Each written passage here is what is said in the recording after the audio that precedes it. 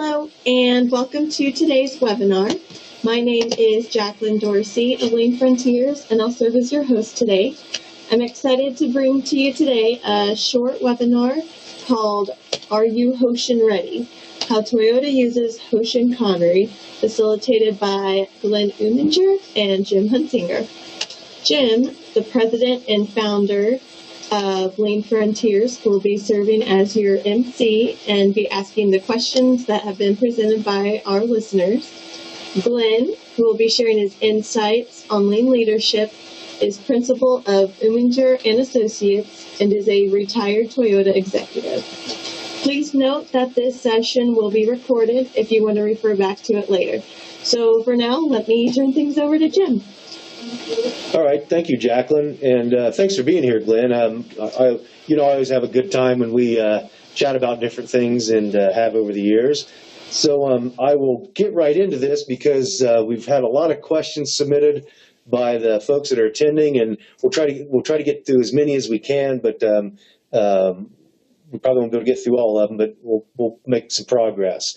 So anyway, let me kind of ask this to maybe kind of kick it off is, how would you describe the role of leadership in a lean culture? And with that, how does a leader drive systematic enterprise capability improvements or things like breakthrough improvements that hopefully set up a context for what we're going to talk about? Okay, Jim, and hello to everyone who is listening, and thank you for spending your time and joining. When you think about the role of lean leadership, leadership in itself, lots of meetings to attend to, lots of decisions to make, always busy, busy, busy. But when you think in terms of a lean culture, it's important to realize there's two very core responsibilities for leadership. One is to make sure you're setting, protecting, and supporting the environment for the whole organization to be practicing lean. There's quite a bit just to that. Another major responsibility is how do you lead the company to a higher level of capability? Because if you just stay on the treadmill, you just make your decisions, go to your meetings, you just support the environment, the company over years, looking back, will be the same company. There aren't any breakthroughs. There aren't any ways to really advance the capability of the company intentionally.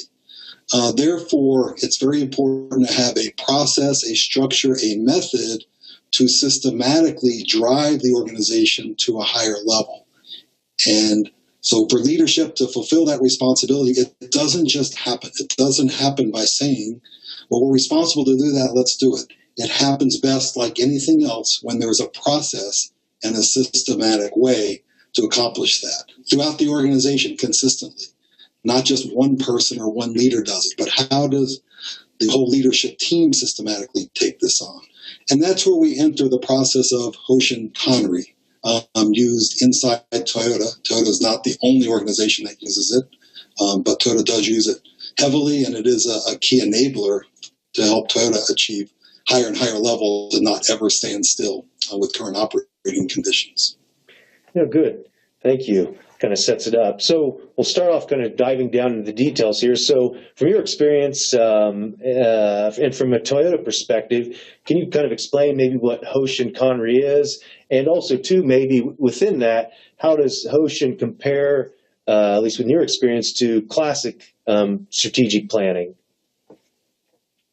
Yeah, so Hoshin Connery itself, they're two Japanese words. So what do they really mean? Hoshin itself means setting challenging targets and goals, if you will. It revolves around problem-solving methodology. Problem-solving at all levels is a lean culture. So this is problem-solving at the leadership level. And there's two types of problem-solving. One is something is below standard, so let's recover it back to standard. That's one type of problem-solving. A second type of problem-solving is the current standard is working, but we want to challenge ourselves to a higher level standard. So that is a setting problem. We're setting a higher goal. Therefore, we've created a problem for ourselves. It is in that viewpoint that Hoshin comes around. The word Hoshin is a setting problem, a challenging problem, which pulls the organization forward.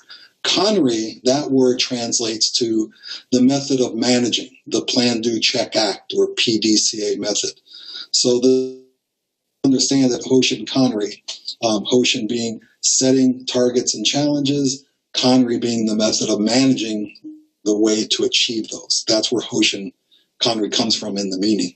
So with that, the process inside Toyota to practice Hoshin Connery is really a very thorough, very organized process that begins, as many companies do, with assessing their business condition from the very top level.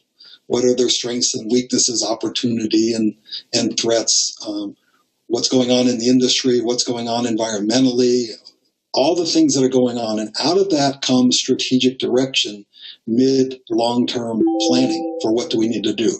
That is no different, I think, than what most companies do. The only thing I have found inside Toyota, when we say not different, the thoroughness, the discipline by which these things are done is extreme. No stone unturned. It's not something that's done as just a check the box. Okay, it's time for the annual plan, management by objectives. Let's get through this. Okay, we did it, check the box. Even if it's done thoroughly in companies, where does it go from there? How does that get deployed through the organization? That's the second big piece. So the first piece is very thorough assessment at the very top level and be very clear on from that, where is our focus? Where will our improvement points come from a mid to long-term strategy view over years to come? That's a critical element of that. That gets translated into what do we want to do for the next year on the road to the mid and long term? And it has to be a short list of priorities. If you make the list too long and make it everything, you can't really focus on that. And you can't make any headway because it's too much. And as it filters through the organization, it will be received that way, and people will just do what they can and throw their hands up. So it has to be very targeted and focused of all of the business issues. Which rise to the top? Where's the short list of high-impact focus items?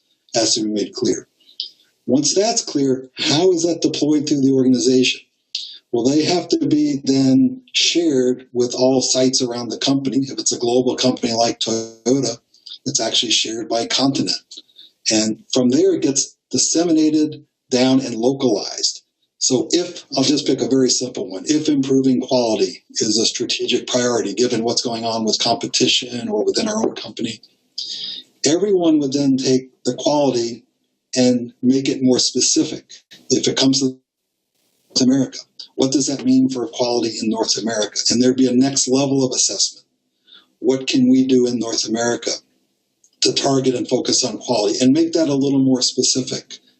And then it would filter down through the organization to which site in North America. Each site would take the North American objective, quality, and say, what does that mean for us at this site? And make it more specific again. And all of this happens in a very organized way. It gets registered very clear. It doesn't get lost or watered down. And that's a key point. Because when you have these kind of processes, if you don't have a lot of discipline, if you don't have a good standard process, and if you don't have an organization to manage that standard process, these things become good intentions, but they get lost along the way. They get diluted. So making that connection down to each organization, down to an operating level, is critical.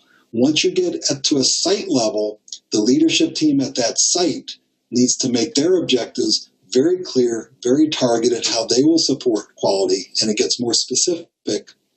But before the leadership level, meaning the head of divisions, for example, before they deploy anything through their organization, they have to align themselves. It would do no good if one plant site, for example, in North America, if leadership took the Hoshin and each division head launched their own Hoshin activity based on what they were individually thinking, because there could be a lot of duplication down in the body of the organization of calls on resources that conflict with each other.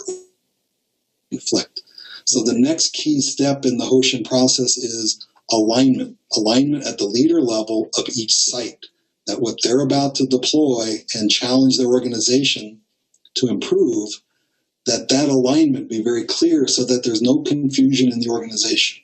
I may want to do something in purchasing that conflicts with what somebody wants to do in production, and it may call on the same resources.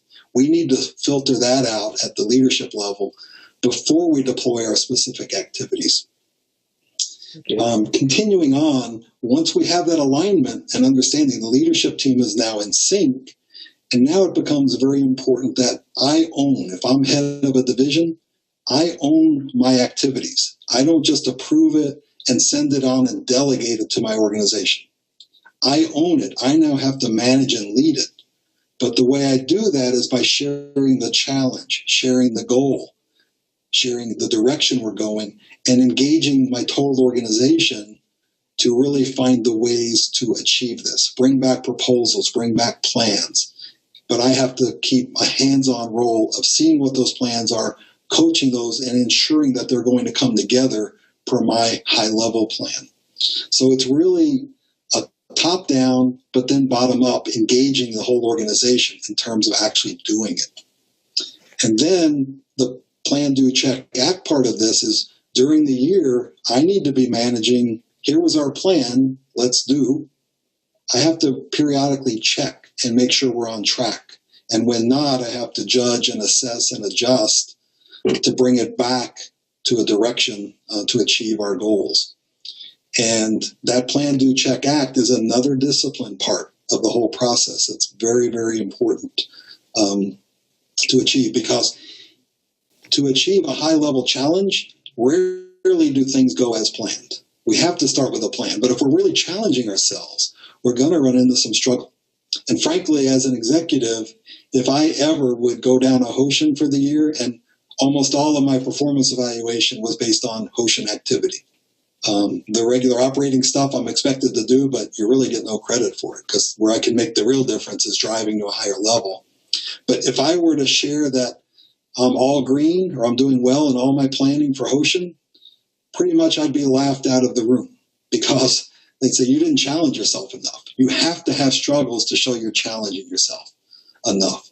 So there's a lot in the Hoshin process, but it's a very healthy process that really drives to higher levels, so that 5-10 years later, you are a different, better company than you were 5-10 years ago, rather than just resting on current success, which is very easy to do and going in circles. So I've spoken for quite a while on that one question, Jim, so I'm going to stop there. Sure. One thing I ask within that is, and you certainly alluded to a number of things along this line, it sounds like there's certain preconditions that an organization should have in place, particularly to be successful with Hoshin. Maybe you can kind of detail or detail some of those out. Yeah, there are certain preconditions, because the idea of Hoshin Connery and implementing it, understanding it is one thing, but the same basic concept that we always say, you cannot improve upon an unstable standard. If you have any kind of work and the standard is unstable or the work's unstable, to try to improve that and find a better way, very difficult. You end up having to rebuild it, and that's very risky. So you need a stable standard, first of all. So as an organization, for Hoshin to be successful, the more stable the operating environment is, the more reliable things are, the more you have control over the standards, you catch the abnormal real time in the process and fix it. The more you have a solid foundation and reliability in how the organization runs, the better prepared you are to apply Hoshin, because Hoshin is going to say, let's take that solid foundation, let's advance it to a higher level. If you try to advance it to a higher level, but the foundation is not solid to begin with, it's the same as a micro problem you're trying to solve against an unstable standard. It's not going to work very well. No organization is perfectly stable. Inside Toyota, there's no place that's perfectly stable, but there's a threshold. There's an element that we have pretty good reliability, pretty good stability before Hoshin can work for you. Another key part in precondition is, what is the leadership commitment to the Hoshin process?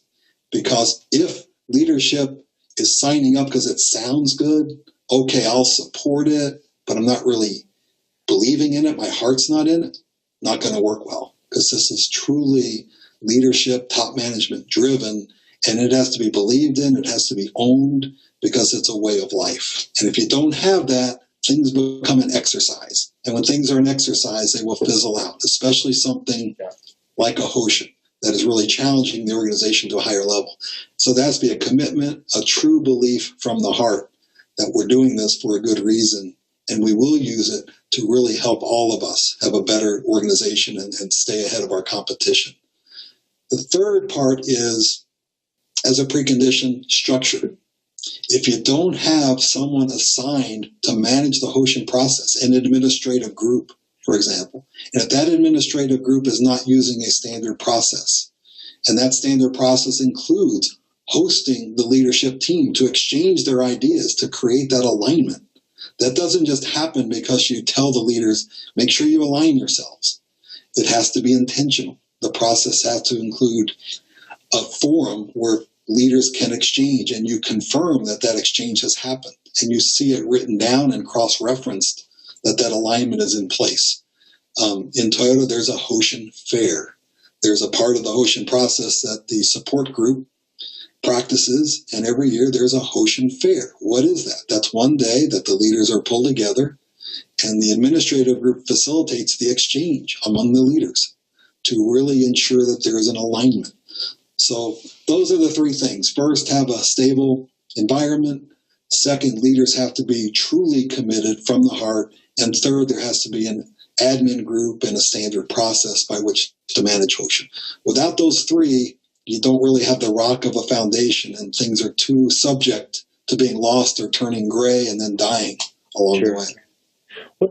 In doing that, what do you see? I mean, you've obviously worked with Hoshin in Toyota, I think with Toyota suppliers and even organizations outside of Toyota. What's the biggest challenge that you found in your experience that companies struggle with to get Hoshin up and going and sustain too, I guess, over the longer term? Yeah. I think the true understanding of it, there's a lot to have the true foundational understanding of what Hoshin is. How does it differ from management by objectives? Because every company will say, well, we do that already. We do strategic planning. We have our annual objectives, so we're doing Hoshin already. But it's not that typically what I see in companies, it's not understood at a deep enough level at all. Because getting results, management by objective, is not what Hoshin is about. Hoshin is about going into the processes.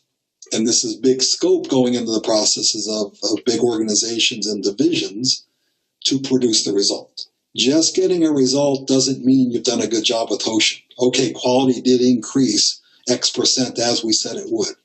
Not enough. How did it increase? How did I manage my organization? What contribution did I make to quality? What processes did I change? All of that in the process leading to the results is critical. So management by objectives doesn't go deep enough. Yeah. So one of the big barriers and derailers, Jim, from what I've seen in other companies is, oh, we already do that. What's different? Strategic planning, annual objectives, we do that. The difference is the in-depth understanding how it's problem-solving oriented at the high level. It's discipline of managing the problem solving through plan, do, check, act. It is truly challenging to a higher level, and it is getting in the processes and changing something in the process that caused that result to be better. In another way, I would have to convince my boss that the result that we achieved was because of these process changes, and this is repeatable. It's now ingrained and repeatable forever. It's not something that I procured with my hard work and my force one time to get that number, because that's not repeatable. So I would be deemed as failing inside Toyota if I achieved a result, but I couldn't show how I changed the process or organized to achieve that result, because no one would believe it's repeatable. And if it's not repeatable, it's seen as just short-term force, which long-term is a waste of time. Okay. Do you see any? Is there any difference between organizations that maybe the beginning of their lean journey versus maybe a little further along as far as setting some of these goals for Hoshin? Yes, there is. That's a good point, because as companies move to a lean culture or more of a lean culture, typically that means clarifying in the workplace, what is standard? What do I expect? What's reliability? What does it look like? How do I grasp abnormal as and when it's happening so that I can contain the abnormal? Never let it leak out to the next process, ultimately the customer. How does management, supervision support me in doing that and making sure that we're always problem solving? And when something is abnormal chronically, we need to problem solve the source of it and eliminate it, because that's waste. A lot of companies we find, as they move down the lean journey, they're weak in a lot of those areas, and they need and let people know what the value of their work is. And that's a key point I want to emphasize. What is this work group's work value? Who are they doing what work for? What value are they contributing? Not just in production, but also in all non-production areas, and especially non-production areas when we get to what value are you contributing. All of that understanding has to be in place as a foundation. So what we find is that there are a lot of gaps in that foundation as we work with companies and get them to on their lean journey. And those take a lot of time, a lot more to put in place and strengthen and solidify before we can actually launch successful Hoshin on top of it. In North America, I was there from the beginning in 1987, Georgetown plant. I was the first one in our manufacturing headquarters in 1996. We did not have Hoshin come to our table and our plate for many, many years after each startup. Why? We didn't have stability yet. We didn't have operational stability. I didn't know what Hoshin was for the first 10 years inside Toyota. I didn't need to know. Japan Toyota would not share that with us because it would have been a waste for us. Focusing on building, strengthening, and having a solid foundation and operational reliability first. After that, now comes Hoshin. Now comes the leadership method to start advancing to higher levels. So it was the same practice inside Toyota as... go ahead, Jim. I say, so those are some of the preconditions that Toyota felt had to be in place. That's right. That's right. And when I jump inside other companies now, I find that if you don't have that solid foundation of the lean culture, then you're not ready for the Hoshin. Thus, the name "Are You Hoshin Ready" in the title of this podcast, because you don't just jump into it and, oh, it's going to work fine because now we know what it is. You work towards it. You work up to it. In doing that and setting that up, are there certain considerations you would suggest from integrating performance measures into maybe setting up that precondition and tying that into Hoshin? I guess once you get to that point, are there correlations between those on the way you measure? Yes, very much. I talked earlier about there has to be true leadership commitment from the heart. And I did mention that as a leader, I was measured mostly on only Hoshin activity from the high level. And I'll come back to the performance measurement in a minute. But if you look at leadership, top management, very top level is almost 100% Hoshin driven in terms of performance, because that is where you're bringing your true value and making a difference. That combined with your behaviors, which is where you're setting the environment and supporting the lean culture environment. As you go down through the organization, there's a decreasing percentage of how much is Hoshin work and how much is operational work and maintaining the daily operations. But everybody down to the frontline work level will have a slice of Hoshin work. It just gets lower and lower percentage as you go down. So coming back to that in terms of performance management and also development and also succession planning, Hoshin type work is the critical part. The higher up, the more so. And leadership level, nearly 100%. So it has to be measured, because you can't say you're responsible to drive the company to a higher level, but we're not going to measure you on that. We're not going to develop you around that skill, and we're not going to promote people based on that. That'd be a total mismatch of priorities. So it is important to tie all of this together and make sure executive leadership level really needs to be accountable. It's not a side project. It is really what you do. If you can't bring the organization to a higher level, who else can in the company? And if no one does, then the company will just live on easy street for as long as it takes for competition to catch up to them. And then it's too late. Then it's like, oops, Now it's years to respond. So it's a really healthy process that challenges. And I can't describe enough the feeling of challenge, and challenge to the point where if you don't challenge yourself enough, where you get all green or everything's going fine at checkpoints of your Hoshin process, that's an uneasy feeling. But it's a healthy, uneasy feeling. And it's managed that way also. That's what's key. When something is a challenge and it leaves you feeling uneasy, that could be bad if your management is measuring you based on pass or fail. Okay, fail, so that's bad. But if management is measuring you on the process and how much you're working at it and how much you're PDCA, how much you're checking and adjusting and learning from that and challenging it, that's a healthy thing. And that's really important in the culture of how this is managed. And you said, in talking through some of that, some of the, I think, points you hit on, one is about the operational stability and leadership commitment. It sounds like if you were coming into an organization that's just looking at this or just starting this, it almost sounds like there's somewhat, and you maybe can articulate this or detail this a little bit more, almost preconditions for the preconditions. It's kind of, I think, what I'm hearing, if I'm summarizing that back to you correctly. That's correct. And it's like an onion. You keep peeling it back. What are the keys to making all this happen successfully? There's a lot of moving parts, a lot of things, but a lot is in the discipline of what it takes. A lot is in the challenge. Toto's got two pillars of the Toto way. It's respect for people and continuous improvement. And those are lived. Toto is not a perfect company. There is no such thing as a perfect company. But I can honestly say that the level of practice and challenge towards respecting people and continuously improvement is thorough and at all levels of the organization. And it's real. It's not just words on the respect for people side. It's not just words. Engaging people in the continuous improvement is a respect for them.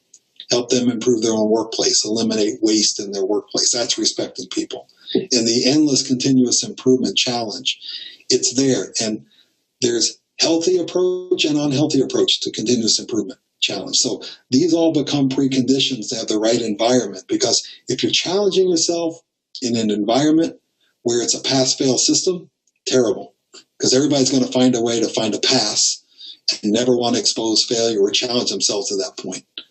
And you may be thinking, well, if I need to challenge myself, I can create a scenario where I challenge myself and show I'm falling short of it.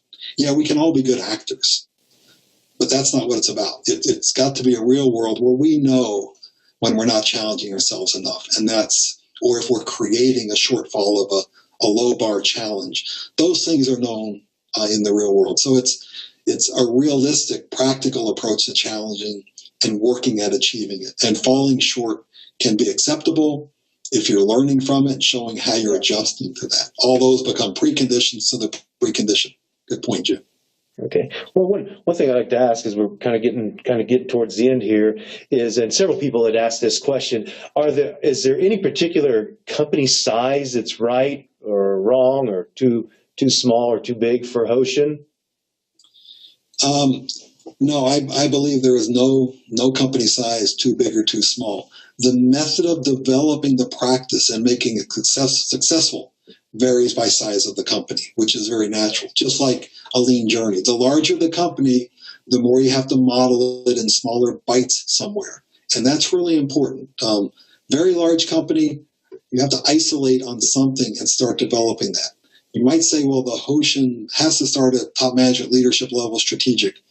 Yeah, theoretically, but you can model lean practice, lean culture, and even model Hoshin at a local level or a site level to see how it works first. You can do that and let it grow up from there. So larger the company, the more it has to be done with discipline step by step. The smaller the company, the more it can be done right there with a shorter pathway and a quicker result just by size. Sure. Okay. Well, good. Well, actually, we've hit our target time, and I knew this would go by quick. And I know there's a lot more questions and a lot more things to talk about, but we certainly appreciate, Glenn, you taking your time and share your knowledge and experience with us, and it's been very valuable and insightful. And I know there'll be a lot more to learn at the Summit on Lean Leadership, because you'll be there presenting and talking with people and sharing. And again, thank you very much. And with that, I'll kick it back to Jacqueline to kind of wrap things up. Okay, thank you, everybody. I look forward to the conference. So thank you, everybody. All right. Well, Jim and Glenn, thank you for facilitating our session today. Glenn will be facilitating a Hoshin Conry workshop at the Summit on Lean Leadership held in Charlotte, North Carolina this year from June 21st to the 22nd. So if you want to learn more, visit www.summitonleanleadership.com. We also want to offer a special discount code for everyone who's tuning in today. So to receive the discount code off both Glenn's workshop and the summit itself, please use the discount code Glenn Webcast for 10% off. Again, that's Glenn Webcast, which you can also see on your screen as well, and that's 10% off the workshop and the summit. So to wrap up, I wanted to remind you all that today's webinar is being recorded, so look for an email following our time together for a link to the recording. Feel free to share this throughout your organization. So thank you, Jim, and thank you, Glenn, and thanks to each of you for participating in today's session. Bye. Thank you. Bye.